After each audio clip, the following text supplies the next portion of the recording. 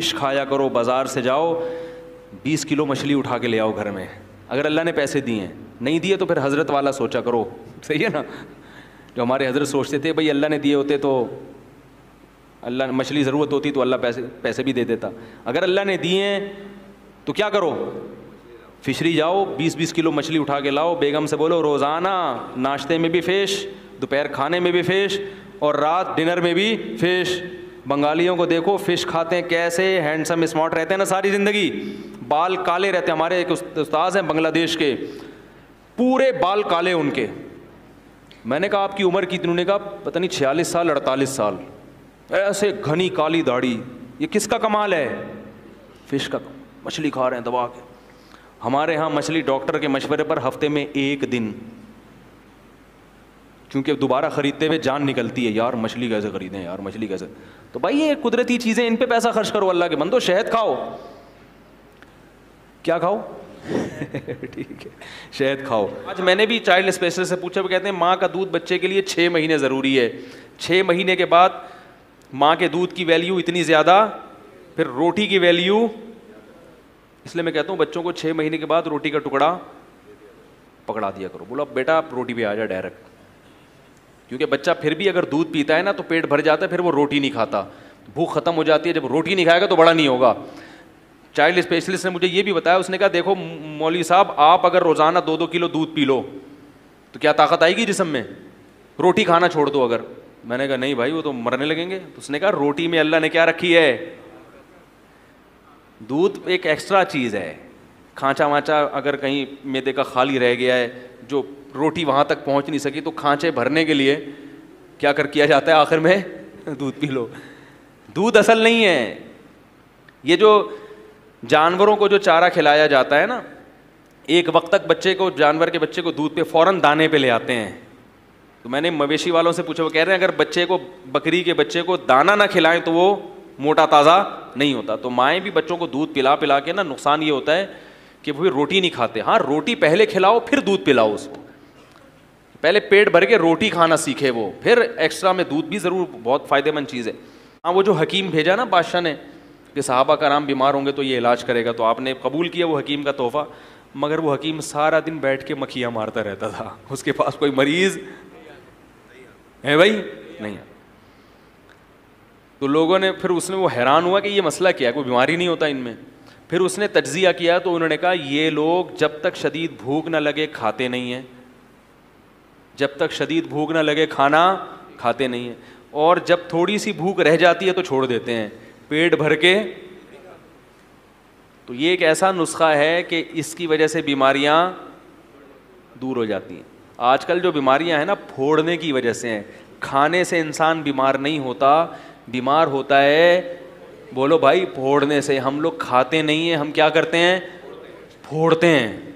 हमारा बस ना चले प्लेट भी खा जाएं, वो तो चूंकि स्टील की कांच की होती है, वो पेट में उतर नहीं सकती, वरना बच्चे खा जाएं लोग ऐसे खाया जाता है, तो इसलिए बीमार होते हैं। उठते ही नहीं, जब तक बिल्कुल अब डर होता है ना फट जाएंगे धमाके के, तो फिर हाथ रोकते हैं। तो ये बड़ा नुस्खा है कि जब तक शदीद भूख ना लगे खाओ नहीं, और पेट भर के ना खाओ। जब भूख थोड़ी सी, इसमें ज़्यादा नहीं, बहुत थोड़ी सी, अभी 1-2 निवाले और खाने का दिल चाह रहा है तो बस 1-2 निवाले छोड़ दो, तो वो अगले वक्त में तो जल्दी हजम भी हो जाएगा, भूख भी ज़्यादा लगेगी। खैर, फेस पे दाने निकलते हैं जिसकी वजह से वज़ू टूट जाता है। हल्का सा खून निकलने से वज़ू नहीं टूटता। खून निकल के जब अपनी जगह से बह के दूसरी जगह चला जाएगा फिर जाके वज़ू टूटेगा। और फेस पे जो दाने निकला करें उसको फोड़ा ना करें, हमेशा के लिए निशान पड़ जाता है। ये जो है ना एलोवेरा, घी कवार, ये बड़ी ख़ानदानी चीज़ है। इसका पौधा अपने घर में लगाएं। जिनको फेस पे दाने, खारिज, खुजली ये चीज़ होती है ना, तो वो उसका पेस्ट बना के मुंह पे लगा लें थोड़ी देर के लिए, फिर धो लें, तो उससे वो जरासीम वरासीम क्या होते हैं। और ये जो क्रीमें मार्केट में आ रही हैं ना फेस को फ्रेश करने के लिए, ये फेस का बेड़ा गर्क कर रही है। एक डॉक्टर की बात बताऊं, बहुत बड़े डॉक्टर हैं, उन्होंने ये बात कही, मैंने खुद बराह रास्त सुनी है, कि जो भी चीज़ खाने पीने की जिसका एडवर्टाइज आ रहा है वो ना खाओ। नहीं आ रही बात? हर वो चीज़ जिसका टीवी पर या अखबार में एडवर्टाइज आ रहा है कि ये सेहत के लिए बहुत अच्छी है, खाएं, वो क्या करो? नहीं खाओ ठीक है ना। कोई आपकी सेहत के लिए कोई ऐसी कंपनी अब तक वजूद में नहीं आई है जो लोगों को सेहत मुयस्सर करने में की कोशिश में लगी हुई हो। जितनी कंपनियां बनती हैं पैसा कमाने के लिए, क्योंकि सेहत के लिए जो चीजें होती हैं उनमें वो जायका बसा औकात नहीं होता, समझ रहे हो ना। तो टेस्ट गेन, अब देखो मलाई, जो मलाई हम खाते हैं, जो पैकिंग की मलाइयां हैं उनमें जायका अच्छा होता है, जो आप भैंस के दूध से ऊपर उतारते हो उसमें जायका होता है, वो जायका नहीं होता। तो ये जो कंपनियां हैं ना, ये पैसा कमाने के लिए हैं, ये आपको सेहत देने के लिए। सेहत तो डॉक्टर नहीं दे रहा आपको आजकल, इल्ला माशाल्लाह चंद जो बयान में बैठे हुए हैं, उनके अलावा डॉक्टर जो है, सिर्फ वही जो डॉक्टर है वो आपके साथ खैरख्वाह नहीं है। तो कंपनियां आपको जनाब ऐसी क्रीमें देंगी जिससे आपकी जिल्द अच्छी हो जाए, वो सिर्फ शादी में जाने के लिए अच्छी होती है। क्रीम लगाई आपने वलीमे में गए, लोग कहने वाह भाई माशाल्लाह बड़ी बड़ा नूर आया हुआ है। 2 दिन के बाद वो नूर शार्ट, जो पहले से ज्यादा भी जो नहुसत थी ना, माजरत के साथ नूर भी गया और पहले से ज्यादा नहुसत।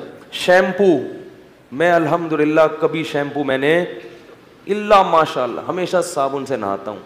इसी वजह से मेरे बाल अब तक काले हैं, मेरे जितने भाई हैं उनके बाल देखो, मेरे अभी तक कोई काला कोला नहीं लगा रहे, सब काले बाल हैं मेरे। तो मैंने कभी शैम्पू नहीं लगाया। ये शैम्पू वक्ती तौर पर रेशमी बाल और ये ऐसा आदमी कहता है वाह भाई वाह, उसके बाद इसकी आदत, इसमें केमिकल होते हैं, इसकी आदत पड़ती है आपको, नहीं लगाएंगे तो। जैसे स्प्रे आ रहा है ना, ये जो आप खेतों में स्प्रे करते हैं, इन स्प्रे जो स्प्रे है ना, इन्होंने हमारी खेतियों का क्या कर दिया है, बेड़ा गर्क। अब अगर वो स्प्रे नहीं करे तो खेती पैदा ही नहीं होती। तो अपने आप को इन मसनूई चीज़ों का आदी बोलो भाई मत बनाओ। तो अगर ये जो ख़ासतौर पे ख़वातीन के साथ मसाइल होते हैं, ये एलोवेरा है, इसी की जेल है, इसी की जेल की दवाएं बनती हैं, वो ले लेते हैं। अरे भाई यही अल्लाह ने पैदा कर दिया, इसी को लगा लो ठीक है। यही कंपनी में जाएगी, इसमें 2-3 चीज़ें वो अपनी तरफ से मिलाएंगे, इसको सेव करने के लिए केमिकल डाल देंगे, फिर वही 10 गुना ज़्यादा कीमत पे बेचेंगे। वो लगा रहे हैं लोग, जिसमें साइड इफेक्ट भी हैं। और जो अल्लाह ने इतना आसान रख दिया, ये एलोवेरा अमेरिका में इतना महंगा है, किसी ने बताया कि कोई तिजारत करना चाहता है ना, एलोवेरा के जेल बना बना के एक्सपोर्ट करना शुरू कर दे। और हमारे यहाँ ये जगह जगह उगा हुआ होता है। उस दिन मैं एहसनाबाद से गुजर रहा था, एक आदमी ने इतने एलोवेरा के पौधे ला के फेंके, बोला यार ये मैंने उठा लिए वो। मैंने कहा ले भाई, मैंने अपने सब बच्चों को ले जा के ना चमचे से भर भर के खिला दी। मैंने कहा खा लो, क्योंकि ये इसमें बड़े प्रोटीन होते हैं, बच्चों के लिए बहुत मुफीद है ये। तो इस तरह की कुदरती चीज़ें इस्तेमाल कर लें, शैम्पू वैम्पू की बजाय सर में दही लगा लें माजरत के साथ सही है ना, अपने खर्चे पे अंडा वंडा लगा लें। तो शैम्पू भी करने तो कर लें, घर में फड्डेबाजी ना करें जाके। वो ऐसा होता है ख़वातीन के फ़ोन आते हैं, मियाँ ने शैम्पू की बोतलें तोड़ दी आपका बयान सुन के। अब इतना ना करें, वो इस्तेमाल अगर कर रही है तो करने दें, उसको समझा दें बेगम इससे वक्ती फ़ायदा है, बाकी फ़ायदा नहीं है। मान जाए ठीक है, नहीं माने तो बस चलो ले आओ शैम्पू ले आओ। कोई हलाल और हराम का मसला नहीं है, कोई जन्नत और ये नहीं कि जो शैम्पू नहीं लगाएगा वो जन्नत में जाएगा और जो शैम्पू लगाया वो कहाँ जाएगा, जहन्नम। इतना बड़ा मसला नहीं है।